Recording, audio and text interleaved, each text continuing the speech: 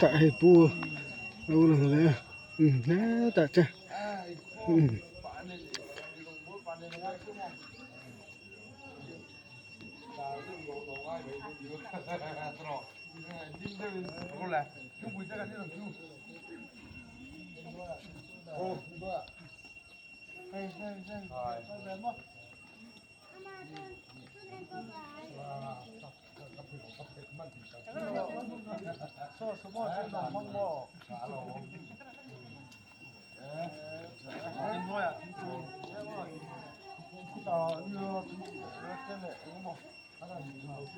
thôi bây giờ tụi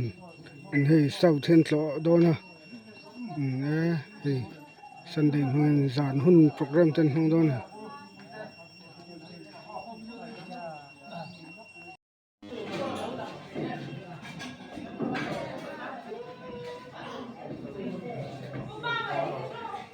cái bị sao của anh hay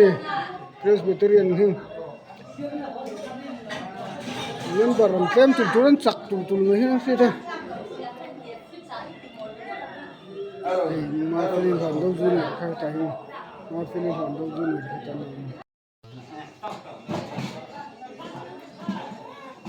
hey ten lai rong bol sa ni hey kan VC treasure khane pi bi ri kha ani so ko han pola hen chak kai ma gulpu etling phani ura nen bibiri big takin ko pete la pon khai lung tun ni reng ni chu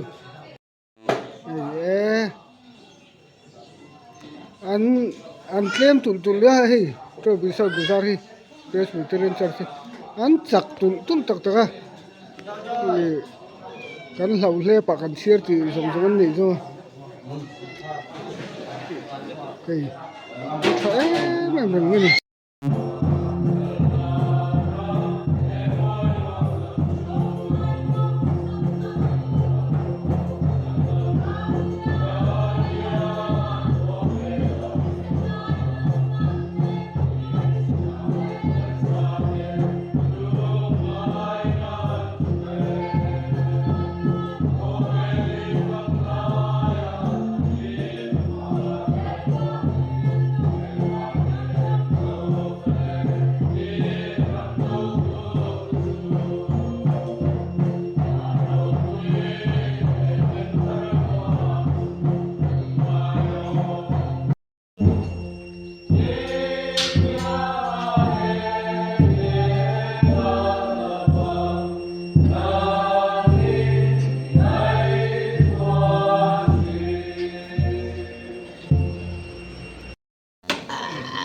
lại lắm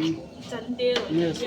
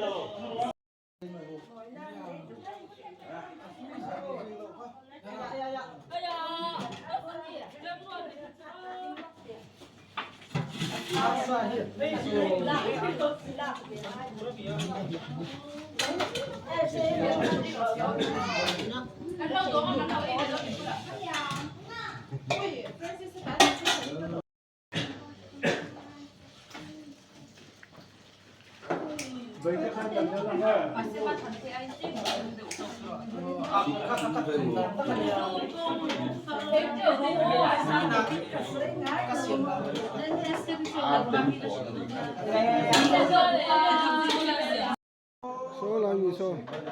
ăn thật là nia mukbang mình người sắc tu mukbang min sak tu khani hi thang ro mo junior ale hi an hatlan nia mukbang min sak tu min ti lau thi sak tu khani thang ro mo junior thu soi po atla thai alo thu soi lam po lo ti mi riu mai hi lam wal thang ro mo hi junior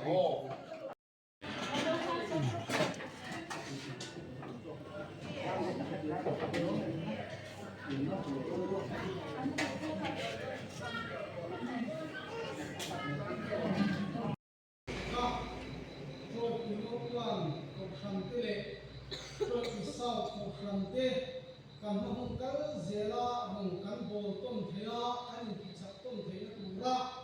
bial culture program ni boy hota min siam saka ba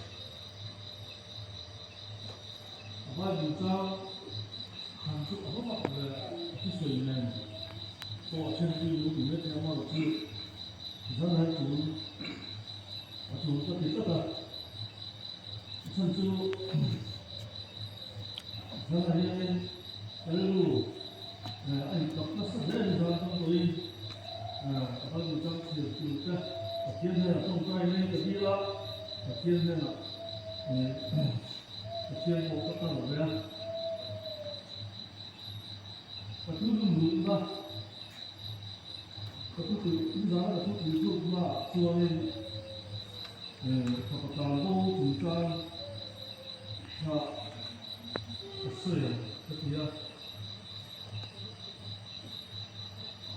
了过别的你个吧，咱那些外部商个另外那种那手头的地方，那是手头的嘛，来看那种些景什么的，这些中国啊，人国啊，什么很多买的水果啊，就从以后呢，这些人卫生的话个会对，俺们要去做出经济的很重要的，不能说外部商。你多点的些啊，趁住，外部商的些，这个外部商完这个方面，如果那个他们说没多了，还来就是些不多的话，就讲说呢，我都说的，他有也没得什么，就是说，你从那个里。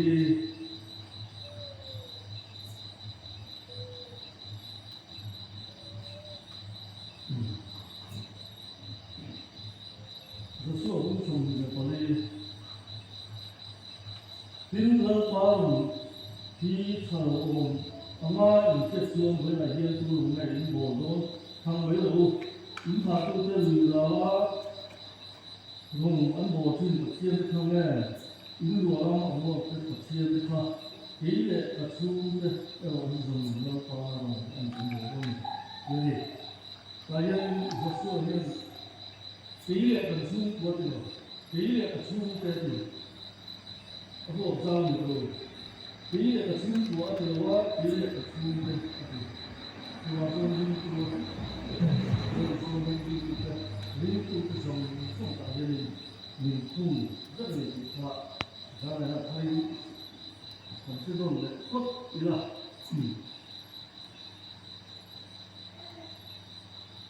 所以，我看呀。đúng ra sòng thử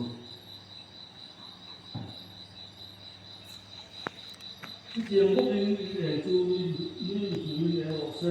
chú ăn thì thiên thì thật tế ăn hiểu mà in pa và nó in rồi ngồi à cái này cũng sẽ phân phối in thiên thì thật tế ăn hiểu mà in pa và nó in rồi ngồi à thế này đúng rồi một thay đúng rồi nó số nó đi với cái số này tiếp theo không phải của mình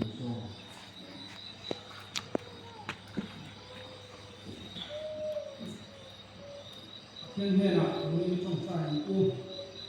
la pa anh ta thiên tắc mình mai mình tôi xin tu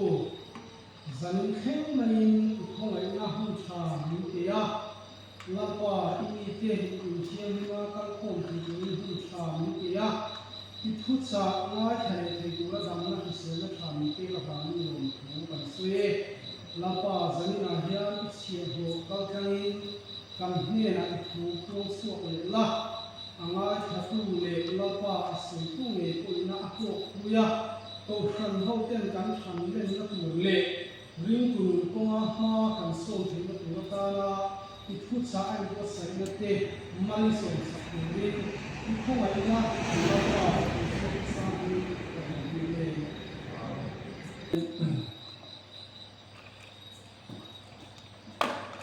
nên như thế này thì các chị là số phần thế thì là như là cho nên thì cái lưu có thì là mình cũng có một biết là mình có số cái mình gì cái có mình có với cái đó mà mình tập trung qua về có số cái mà mình sẽ công thế về mình công thế 하는 그리고 어디가 단소라이 그리고 어떻게 보이니 어떻게 되니 이거 그리고 아마 어떻게 나와 차라로 왔고 좀 수고들이 안주하와 안주 속로 뒤쪽 시험을 뭐야 주방 소리 자라 보이는 아니 이거 맞추는 어떻게 시험을 하기 힘들어 와 cái này sao mà cũng không nhiều mà cả lối suy nó mà ăn đủ là tức là cả lối suy nó mà đi kiểm tra cả lối suy thì cho nên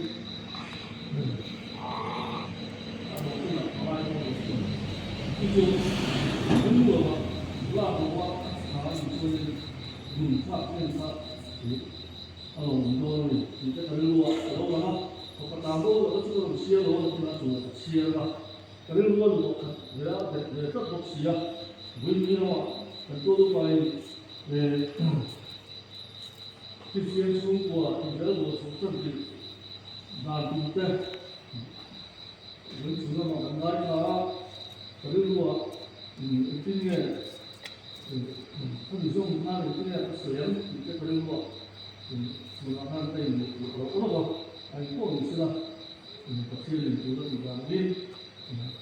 không bị chịu anh có đó sự kiểm soát những cái này thì mới chắc đi ra là như ra lòng như này ra là như này do ông công nghệ hóa tôi hành với chia tiền khi chiếm xuống của anh ngồi khuya không biết là về mà trên cái này là tôi hành với chia là khi chiếm xuống của anh ngồi khuya cái đó là anh chính được chia của gia đình anh làm bài rồi chia của các sự cái đó là ông có du chia ông chia cái này ông chỗ cái chia này đến là số cái chia này thì mà thì là thì mà số của cái mà mình đó thì ở sử dụng cái đó cái mình là cái chia này chúng ta tập sử dụng này như thế nào thì còn phần mình chia ra cái trồng cây nó có nhiều chung mà chú ấy lo là làm cho và chia đến những lạc số nữa khi chia chung có định từ là tôi phần mình chia ra tháng mình liền rất mấy là làm bồi kia cùng thế là chỗ nhiều là anh nó bồi kia gì chung có pha tan như là giặc tháp tổ thì được của mình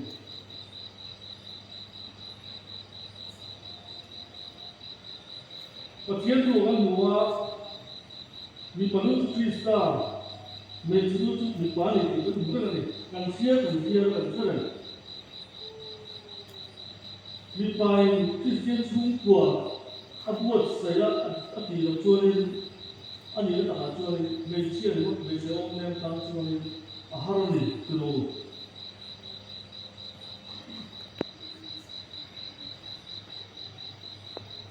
khi thiên xuống của thiên chủ nhân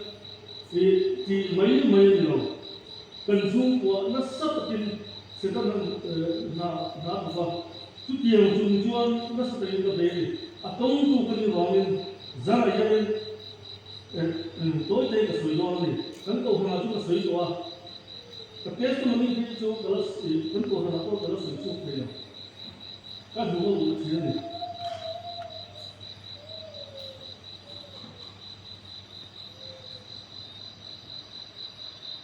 khi tiến xuống cái gì cũng chưa mua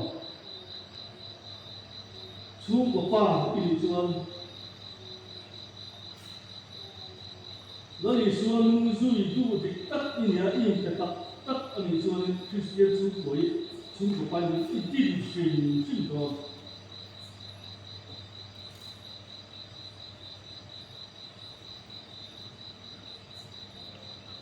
thì mà phát tốt là các vị thấy tôi là chúng ta sắp đến cái bể này khi xa con cái bể mà rồi chú hát sẽ rất đông tập trung lại cho thì ông ta sẽ đầu tiên luôn sẽ tất là thân lỗ ta lúc chúng ta lỗ có hiện thân lỗ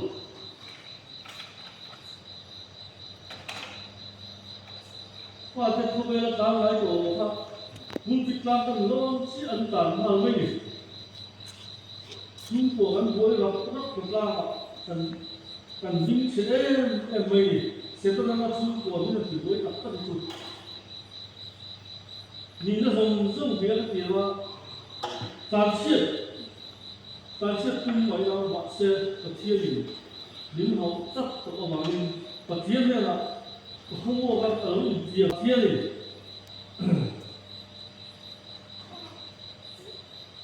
và thiên lý các thể là những chúng ta mình sản xuất được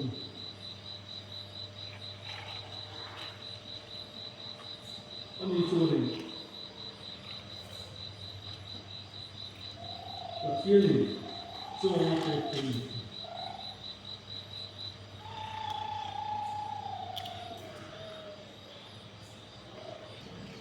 chùa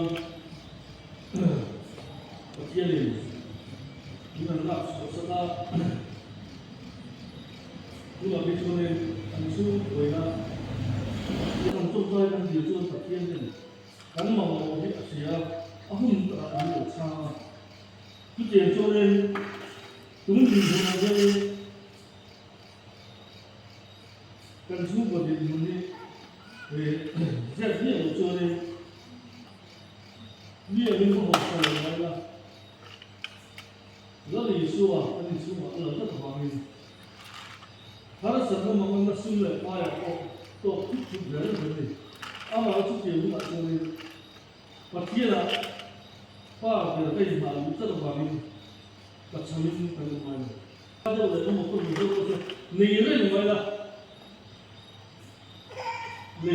sạch cả trên nó không phải hoàng mình tiền cho nên lớp ba điểm xuống xuống cái tiền sát ở đâu nhiều luôn cho vào dân sáng là dân đi tiêm xuống của cần đi nó cũng là dân vì hắn xuống cái tấm tập quân hắn sân ra im liềm mà cho tập chiến ở đâu tập chiến nên làm cho nên tập chiến ắt chiến đi ra mà anh này nó tụi đi hắn sân ra là bằng ngân ra tôi có phải là lâu ta đi anh thấy nó đúng rồi đâu đó hắn sân ra anh siêu cho ta chút tiền cho tôi là mới là siêu hắn sân ra siêu chút tiền cho tôi không được sao anh này là số cái ta tôi không làm tôi làm chi này lên gì chứ tôi không không phải này tôi không có tôi này tôi không phải này anh cũng mà现在是不是地处动的？现在是不是地处特别广泛？ประเทศมันภาคตัวว่าโดนตัวเป็ดคล้ายๆตัวคนเราเป็ดเป็ดโบชัดโลคันตัวคนเรียนอะไรเองโรงงานโดนแต่ในช่วงนี้ถ้าเราดูช่วงนี้เองร้องมาเนี่ยมันเป็นหมดจาระมันจะดูจู่ๆจาระได้ก็มีข้อสงสัยตรงนี้ไม่ตัวเราnó vẫn còn một chung cho việc đúng mối tự nhiên của mình là thuốc tự nhiên lo bao giờ những con ta làm cái số rồi anh này các đình muốn đi sưởi các đình muốn đi sưởi ô các đình muốn là yên các đình muốn đi tu hành bắp cái số rồi là lo người tu này bị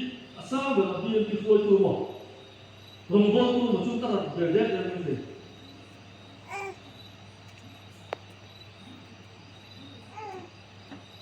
và khi này là mình buồn nó rồi mình thiệt tiền nó có cái đầu đi chúng ta đang cần sử dụng áp dụng gì về chung